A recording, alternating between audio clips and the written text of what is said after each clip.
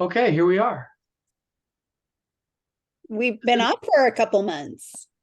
I'm amazed that the last one of these was in May, Yeah. late May.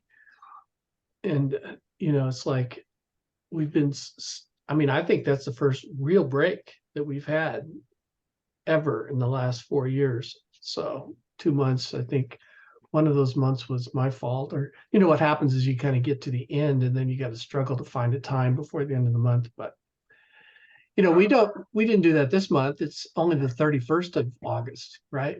Gonna say nothing like sliding in at the end. Well, I'm excited to see you guys. I tell you what, this is a highlight of my month. So tell you what, can you hear my dog? There must be the mail person or the FedEx or some squirrel or something going. Okay, I'm going to pull up this screen. If I can do it. Look at that. Woohoo, August 2023.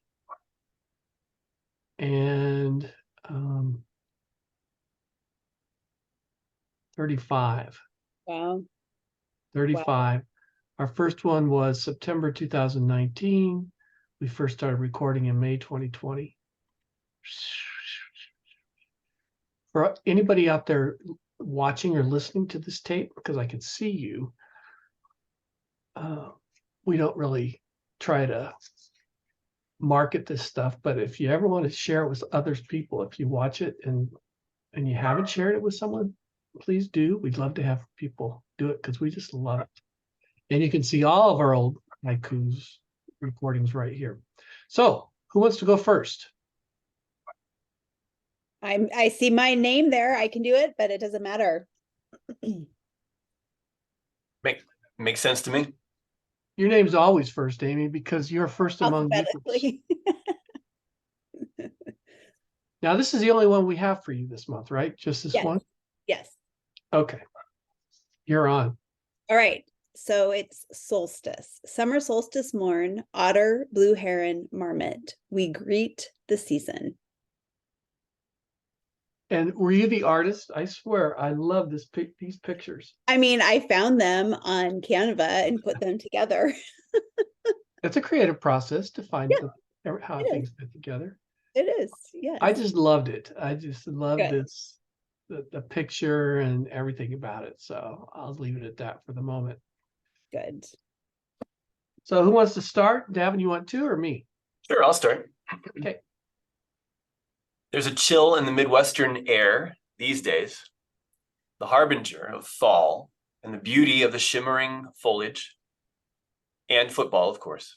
The joy of fall also brings serious lament for the waning summer season.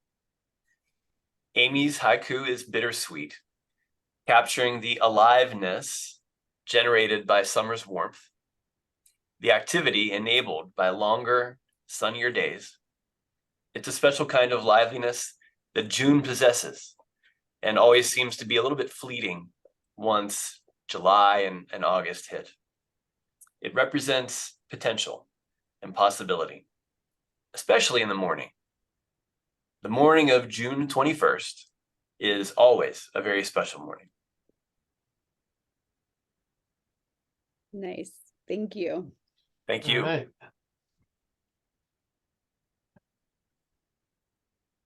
Okay, here we go. All right. I feel like, first opening curtain, I feel like I haven't done this for a while. We're out of practice, aren't we? Remember how it goes. That's right. So first of all, again, I love this haiku and I love the picture a lot. Good, thank you. Summer stole. Take two. Summer solstice. This is a quote, a time when the Northern Hemisphere will experience the maximum hours of sunlight takes place on June 21st and will be celebrated by followers of Wicca, a form of contemporary paganism with a holiday known as Litha. This from an article I found in the Conversation titled Wiccan Celebration of Summer Solstice is a reminder that change as expressed in nature is inevitable, by sociologist of religion Helen Berger. For most of my life, I didn't even know what solstice was. And it wasn't really until a pagan friend of mine introduced me a few years ago to some of the ways pagans celebrate the seasonal changes that I began to take notice. Wiccans, Berger says, and you all probably know this. I mean, I just didn't, I mean, we Methodists don't celebrate all these, but observe 8 holidays, sabbats or holidays throughout the year. The year begins with I'm not going to pronounce these right, Samhain, and so, which is considered the Wiccan New Year, followed by Yule, Imbolc, Ostara, Beltane, that's May Day, that's May. In Camelot, it's the merry month of May, it's the Maypole, Litha, Lughnasadh, and Mabon. These form what is called the Wheel of the Year. Each Sabbat celebrates what is happening at that moment in nature. Midsummer, the pinnacle of light, is the time for celebrating nature's growing fertility, and that's a close quote. I love that. I love celebrating nature. Many of us appreciate nature, but we just don't celebrate it, or at least not enough, and certainly not as a way of life or as a regular part of community life. I've come to rejoice in nature, the seasons, and the miracle and the gift of creation more and more and more later in life. Before, my relationship with nature was superficial. Would the weather be conducive to whatever I was planning to do? If not, darn the weather. These days, as I spend more time in nature, as I slow myself down to observe more of the beauty of wildflowers and the dawns and dusks and the slow summer days, I marvel at how fortunate we are to live on this planet. Otters and blue herons and marmots. What a marvelous way to celebrate the longest day.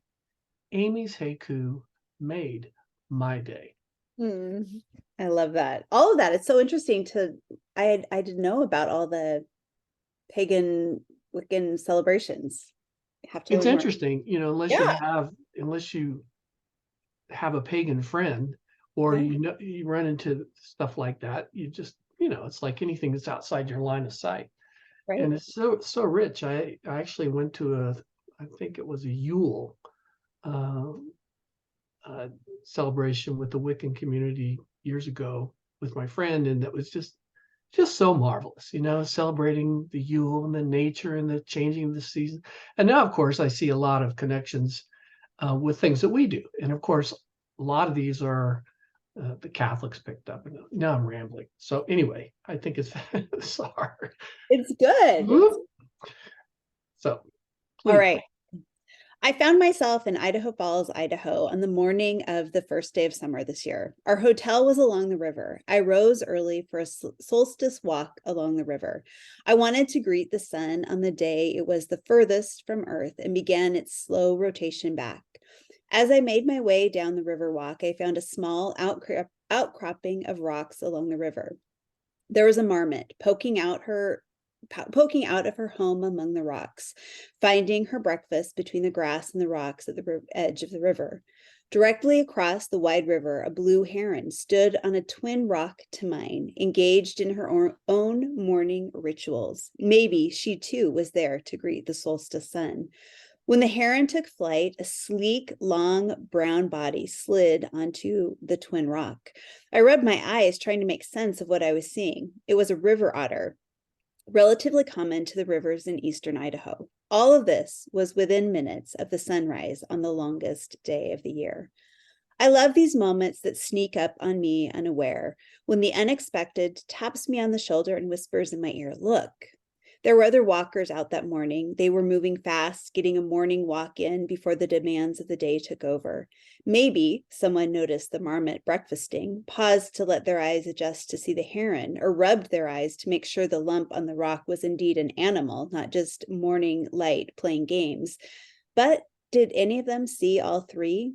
I paused that morning long enough to join my fellow creatures. How many mornings have I missed because I was in too much of a hurry? Maybe that's the message of the summer solstice sun. When we reach the outer distance from our center, pause, join with nature, and we can begin the long, slow journey to our center. Wow. Nice. That was great. Thank you. Thank you.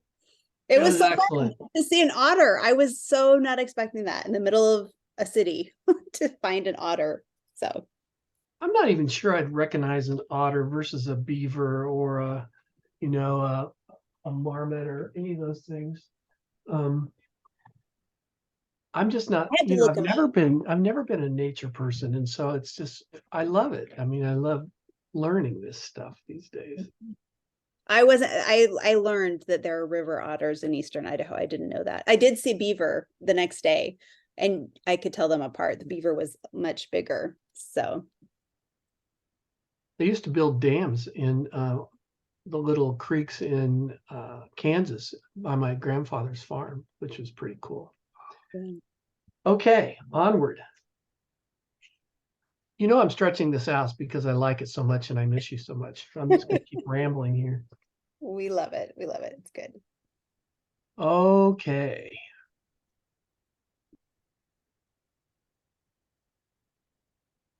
Davin, you want to go next? Absolutely. Or you want me to look at these great pictures? No, I can go next. Yeah, it's similar to Amy. It's the magic of Canva.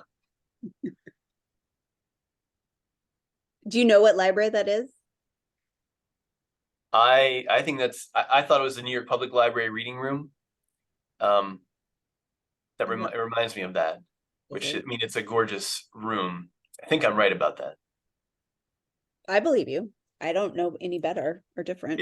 It wasn't labeled that way, but it's why I was drawn to that picture. I like it. Yeah, I love that picture. I have a photo of the New York Public Library reading room that I took from some times that I've been there. I just couldn't find it, unfortunately. It's like taking a pilgrimage to the library, right? It's like it's a mecca. It really is. I've never been there, and it's like it seems like a holy spot to me. It really is. It's amazing. It is amazing, and completely open to the public. I mean, public library. It is small d democratic through and through. I love it. Nice. Yeah, they do amazing work. All right, libraries exist outside the algorithm. Freedom to explore. And then we have this. That was you as a child, right, Davin? Absolutely. Don't you recognize the curly blonde hair? Right, totally. Well, that's another great picture. You know, walking stick on a path. Yep. Okay. Amy, you want to do it? You want me to? I can do it. So I wrote this after I had written about Michael's, which we haven't gotten to yet. So it kind of, there's a connection. There was a comma in Michael's haiku that captured me. It's a tiny, intentionally chosen article that speaks in this haiku. Every social media platform has its own algorithm. But what if there is just the algorithm, as this haiku points out? Algorithm is a process or set of rules to be followed in calculations or other problem-solving calculations. Quote, it feels like the common set of rules is being pushed aside in favor of something different, especially when it comes to libraries. The subversive nature of libraries and access to knowledge is celebrated in this haiku. Libraries are by definition outside of the algorithm. The knowledge contained within is captured in our hearts and minds, not by capitalistic sources seeking to leverage knowledge and knowing for dollars. Knowledge that changes our hearts and minds, that can't be leveraged, packaged, and sold, is indeed dangerous. It challenges the algorithm. Outside seems to be the theme in each haiku. Outside with nature, outside with trails and roots, outside of capitalism, with access to knowledge. These things do indeed set us free. Maybe that's why they are, each in their own way, so threatening. They invite us to depth and real life outside of the algorithm. Nice. The connections between the three there. Thank you for that. Yeah, yeah. Thank you. I mean, yours was so fun to think about. I mean, I'm a book person. It spoke to me. Yeah. Yeah. I love those words, Amy, subversion. And I mean, just what's going on with libraries. I love libraries. I love librarians and library professionals. And so Davin and I got to speak at the Idaho Library Association last year. Was it last year, Davin? I can't remember. Last October. Yeah. And I'm actually a member of the Idaho Library Association just for fun. I mean, just to be supportive, just because I love libraries so much, and they're so important to our democratic whatever. Yep. Okay, Dangerous so knowledge. I'm going here. I had to look up algorithm to make sure I understood what it means, because if anything seems to be a routine, well-ordered space, it's your average library. An algorithm, we probably quote the same place, Amy. Broadly, per Merriam-Webster, is a step-by-step procedure for solving a problem or accomplishing some end. More specifically, it's procedure for solving a mathematical problem. Libraries, to me, have it down. Go into any library, there's a system for organizing books, a place for reading, another place for some quiet research, and so on. Books are loaned out digitally these days or physically. They're returned and they're loaned out again. And libraries are widely accepted as a given in what government should provide citizens. They exist inside the algorithm for good government, it seems to me. So this haiku was a puzzle for me, and I had to go more deeply. The phrase freedom to explore is, I think, the key. Although libraries themselves exist within the regular workings of schools or municipalities or nations, within the library, amidst all the ordinariness of library work, lies the potential for breaking the bonds of the established. The array and the access to such a range of thought in one location has allowed curious minds to break the chains of siloed thinking for centuries. Within a categorization of topic, take any, one can find multiple perspectives in books within inches of each other. Trans categorizations, say between alchemy and chemistry and cooking, lend themselves to even more creative thinking and imagination. Surely, I've never had more freedom to explore ideas and unknown intellectual and imaginative territory than when walking the aisles of libraries. And in these ways, perhaps libraries, which sit quietly and routinely in almost any community, have been as revolutionary as anything in rethinking, reworking, and replacing the algorithms of individual lives and society as a whole. Love it. Yeah, that's so I was trying in my high bun to capture a little bit of what you got there. I mean, I was, the Library of Congress system for organizing them and for organizing books, and how it puts chemistry, alchemy, cooking, somehow together, and the generativity of wandering, through the stacks of a library. I didn't quite capture it. I got pulled off into some other things, as you'll see here. But yeah, that was great. Mm-hmm. Mm-hmm. All right, my turn. Go for it. All right. I am often grateful for the books Amazon decides I should buy. The a la carte menu appearing with every search, offering books you may like, has opened plenty of doors to authors and topics I likely never would have found. So I don't want to sound ungrateful, but it's important to be clear about what we're doing when we celebrate choices served to us in this way. The convenience and relative ease of the purchase, although very valuable aspects of online shopping, replace the most human elements of the experience.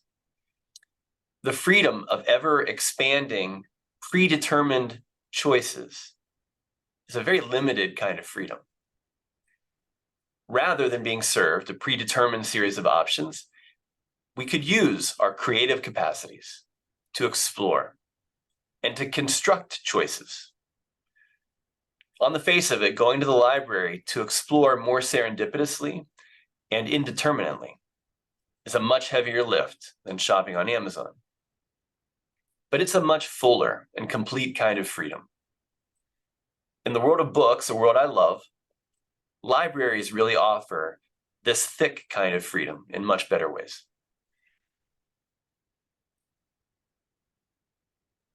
I love it. So good. Thick freedom. There's a phrase I want to adopt. Thick freedom. Thick freedom. You know, I get the same experience in a used bookstore like Powell's bookstore.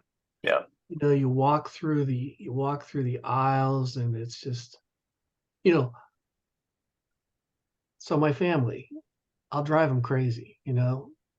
I'll be walking through the aisles and they say, come on, let's get out of here. You know, they found their book, you know, they found what they're looking for. And I'm just kind of going, oh, I haven't been down the metaphysics aisle yet, you know, and oh, you know, so it's like I could spend a day easily in a place like Powell's or I mean, any, you know, library. Anyway, Davin, I love this. It's so awesome. Thank you. And just for the record,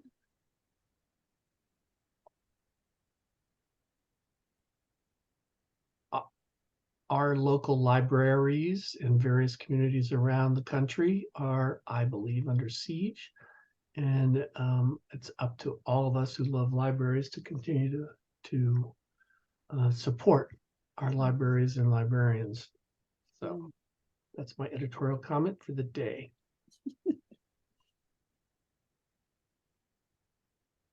We go from there to roots. And I love to take my own pictures, but guess what? This one wasn't mine. From Canva? I wish it, yeah, it was Canva. I wish it were mine. Look at that. Look at that person. I will return soon. My roots extend deeply now. No storm threatens me. And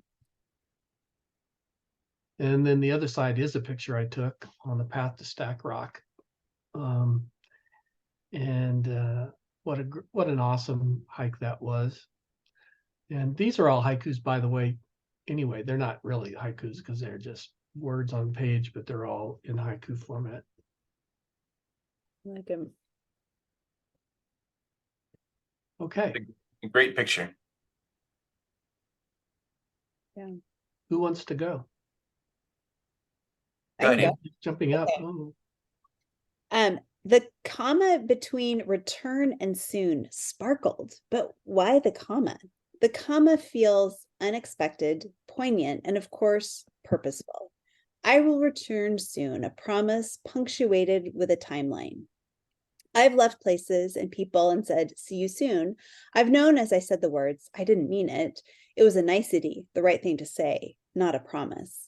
The comma anchors this haiku. The comma lets me know this isn't a platitude. This isn't a cute little haiku. No, this is a haiku of longing that became belonging. I don't know what caused roots to extend deeply. I don't know when casual sightseeing germinated into roots. I do know, because of that comma, something profound and meaningful happened. Was a storm faced? Is that when the belonging happened? Was the storm so severe that no other storm could ever compare? Did something else shift to produce the right condition for roots to root?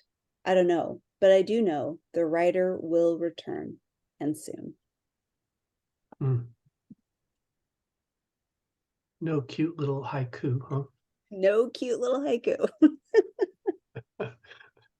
Thank you, Amy. Thank you very much. Yep, definitely.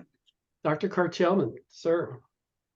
All right. Roots are among my favorite things. I love root vegetables. I enjoy learning about family roots, mine and others. And it's one of the best metaphors for things I value. Being deeply rooted captures the important notion that stability and discipline are required for creativity and freedom. As in, the deepest roots make for the tallest trees. Deep roots develop slowly over time with cultivation, care, and hard work. The simple and inaccurate characterization of roots as something holding you back, tethering you to a particular time and place, misrepresents the power of rootedness, a power that Michael captures really well. Roots are empowering, and roots are protecting. Beautiful. Thank you for that. Thank you for the haiku. You know, I thought after I wrote this and then published it, I thought, and then I always look for quotes to put on envelopes and stuff like that. And then of course there was a quote, let your leaves be wings and your roots be what, so there's your cute little cliche. But of course, all cliches are based on truths. I mean, on deepness. They become cliches because people use them so often.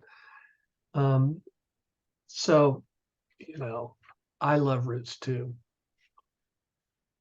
An early version of this haiku was, I will return soon. Your roots extend deeply now. No storm threatens you. At the time, I was thinking of the sun returning each morning, supporting the growth of grass and trees and other living plants. I was sitting in my backyard one morning, watching the sun through the leaves returning. But as I began to create this card, the first person seemed to seem more right for this haiku. I didn't think to interpret it at the time, and I'm only doing that as I write this for our discussion. Who is the I? It could be something as huge as a Messiah or the Messiah, and the rest of the poem meaning that the people are ready for the return and nothing can shake their faith. I think, though, that this is a more personal return for anyone who has left, grown, and become more grounded and returned. The leaving could be physical, mental, spiritual, or relational. The roots, paradoxically, become so deep, so embedded, so connected to their source of sustenance that they can then travel, no matter one might go and not be shaken by anything that might happen. The roots are the essence, the essential, the important, and to draw upon another metaphor, when the anchor is heavy and the line is strong, it goes anywhere the boat goes, always ready to steady the craft in any storm. That's all I got. That's good. As I was writing this, this was a hard one for me to interpret, even though I wrote it. It's like I have shifting interpretations in my head. To think that you wrote that about the sun. I kind of love that. Yeah. I will return soon. Yeah. As the sun rises in the morning. So, things kind of evolved as I will return. Yeah. There's a lot of great layers to that haiku. It's pretty brilliant. Mm-hmm. Mm-hmm. Thanks. Well, folks, what else do we have for the good of the cause? Always so thankful we get this opportunity to do this. Yeah, 4 years. That's right. Yeah. So this is like our anniversary, I think, isn't it? I mean, no, we started in September. Yeah. September 2019 we started, I think. So let's keep our September date, which is actually it's got to be the last week in September because I'm going to be gone till like the 25th. So maybe that Friday or that Thursday, if we can keep that. Get it on the calendar. So wish me buen camino because I leave on from Saturday. That's exciting. Have fun and be safe. And don't forget the anti-chafe stuff. Of all the great gifts that I've gotten from Davin in many, many, many, many ways, forms, depths, songs, the most important thing he's given me is anti-chafe advice. Okay. A good friend. Yes, such a legacy, Davin. Thank you. Yep.